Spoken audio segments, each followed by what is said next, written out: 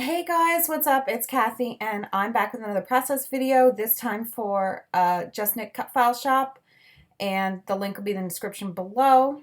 So I'm just kind of showing you some of the cut files I'm going to be using. One is called Funky Pie Charts, and I took the circular pie chart because some of them were like kind of wonky shaped, but I just wanted the circular ones. So I did those in various sizes, and then the other one's called Live Simply, and it had different circles with phrases in them. So I did those in various sizes, and I'm going to scrapbook a picture of my son and daughter on the trampoline that we bought them, just an old used trampoline. So I also cut out this phrase one from her shop as well, it says enjoy the little things. So I backed my cut files, as you can see, and I'm just using different pieces of scraps or 6x6 paper pads that I have kicking around. So some of them are basic gray items from like B-Side, and some that I can't even remember the name of, an Old Echo Park, some Crepe Paper Wonder collection, and Dear Lizzie Fine and Dandy for the blue and everything. So I'm popping them all up on the foam. That's like a really thin foam and I love it. I ran out of my fun foam, which I usually buy.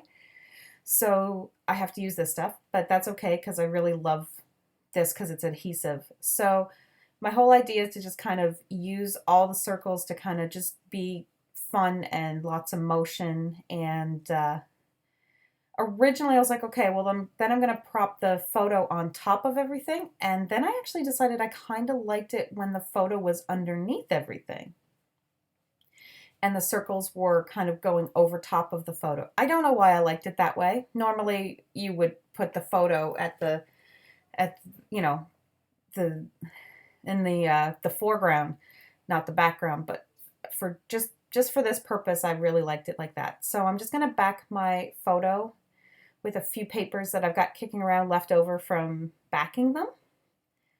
And I love how Enjoy the Little Things is in red. It's really bold, it stands out. That's a 6x6 paper from the Wonder Collection.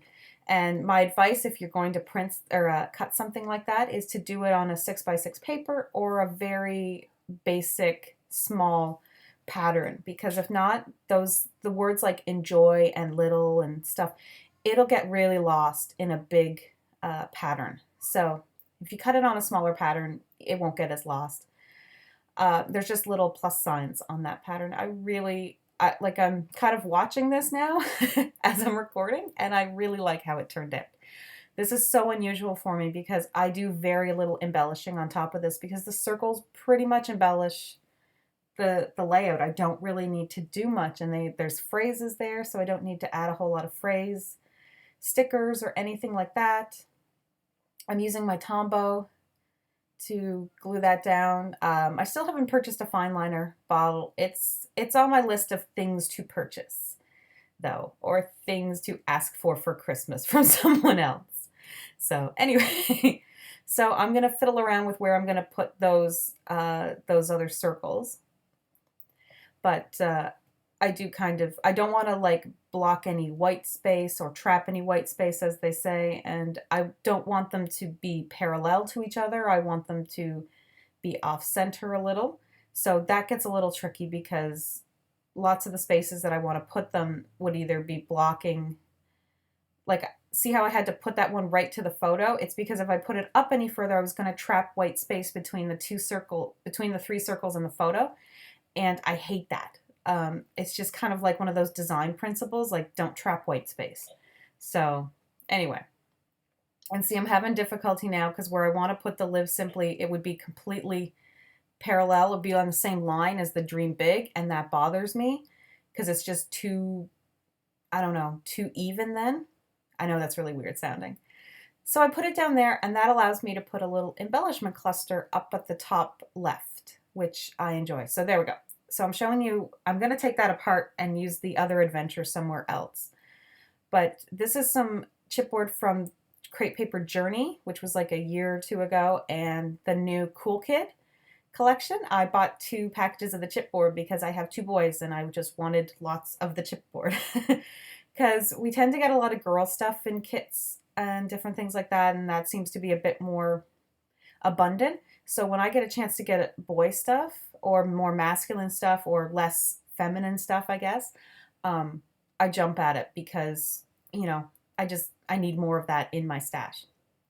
So that's the little cluster, just the feather and the banner and the little binoculars. And then the adventures down there. And I'm going to put a flare button from Becky Higgins' Project Life, one of the packages that I own. And it says live and it's green and I think it's really cute. I got to tell you, I love this color combination I ended up with. Like, not to brag, I just love it. I wasn't sure how I was going to take the bold blacks and like the kind of intricate patterns with the reds and the pinks and the yellow and then that pop of green. I wasn't sure. And then the turquoise and everything. But I adore this color combination now. Um, it's really speaking to me. So I definitely want to try using it again. And it could be fall or spring, or I could use it for winter. It wouldn't even matter. Yeah, I'm going to use some of my black Heidi Swapp Color Shine, and it's not going to work, and it's not going to dry. Again, even though I did tiny little splatters. So I have to go over them. You don't see me do it off camera with black acrylic paint over all the splatters so that it would not smudge anymore. So yeah.